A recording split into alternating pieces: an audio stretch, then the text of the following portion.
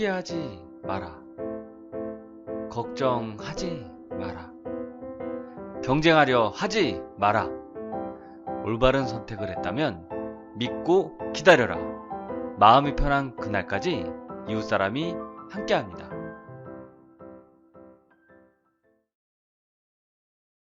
군중 심리와 삼성전자 그리고 대기업. 사람들은 군중에 포함되어 있을 때 편안함을 느끼는 것 같습니다. 당연하겠지요. 집단 학습을 초등학교부터 고등학교 때까지 받아왔으며 무리에 있을 때 편안함을 느끼는 것은 당연하죠.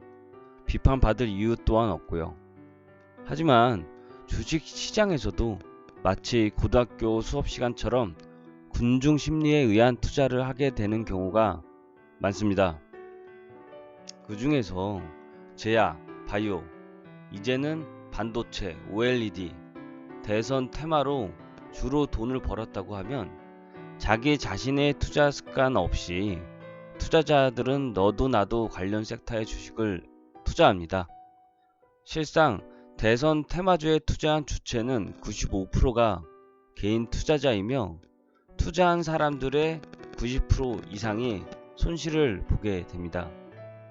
주식에 철저한 투자 습관을 가지고 있는 저에게도 어김없이 이런 대선 테마주를 투자해보라는 주위에서 권유를 해옵니다. 재미있는 이야기지만 실은 사람들은 이웃사람인 제가 주식 투자를 한다는 것을 잘 모릅니다. 주식 이야기를 별로 하지 않고 항상 일상생활 속에서 진행하고 있는 비즈니스에 관심을 가지다 보니 주위 친구들도 이런 이야기를 하는 것 같습니다. 하지만 저의 친구들은 항상 군중에 있기를 바라고 주식의 실체에 별 관심을 가지지 못하는 것 같습니다. 주식에 신뢰가 없는 사람에게 주식 이야기를 하는 것만큼 재미없는 일도 없습니다. 다시 본론에 들어가서 군중에 있기보다는 군중 밖에 있어야 하는 이유를 얘기하고 싶습니다. 너무 단순하게도 주식 시장이 존재하는 동안은 항상 그것이 지켜져 왔습니다. 바로 나쁜 뉴스가 좋은 기회를 만든다는 것입니다. 뉴스를 보라는 이야기가 아닙니다.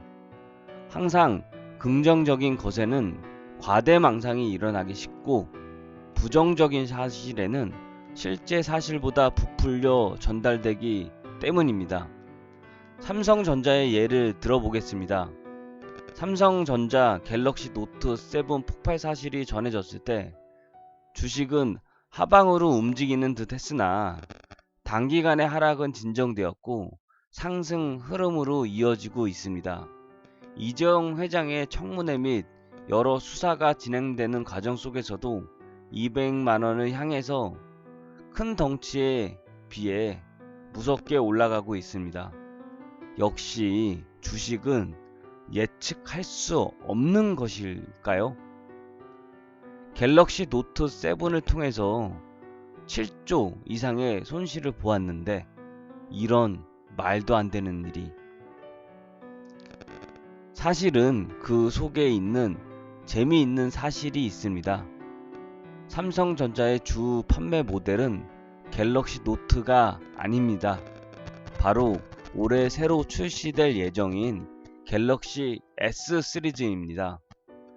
판매량을 보면 2배에서 3배 이상의 차이가 날 것입니다. 세부적인 데이터는 생략해도 적게 잡아서 그 이상의 차이가 난다는 것입니다. 갤럭시 S 모델이 폭발을 했다면 손실액은 가볍게 20조 이상의 손해가 났을 거라고 추정을 해봅니다. 오히려 애플도 터지면서 삼성에게 있어서는 노트가 터진 게 불행이 아니라 오히려 갤럭시 S 모델이 아니었다라는 행운이라는 생각까지 해봅니다. 삼성전자가 200만원의 주가를 거품이라는 단어만으로 해석되지 않습니다.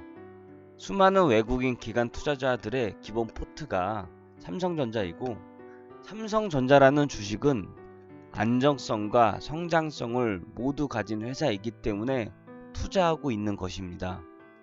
일반인들은 삼성전자 갤럭시 노트 폭발 사건으로 매도를 생각했을 때 삼성은 하만 기업을 인수하는데 전력 투구를 했을지도 모릅니다. 이러한 사실을 아는지 모르는지 외국인 기관 투자자들은 삼성전자 주식을 조금이나마 가지고 있던 개인 투자자들, 즉 저희 이웃 사람들로부터 삼성전자 주식을 가능한 수량만큼 최대한 매수하고 있었을 것입니다.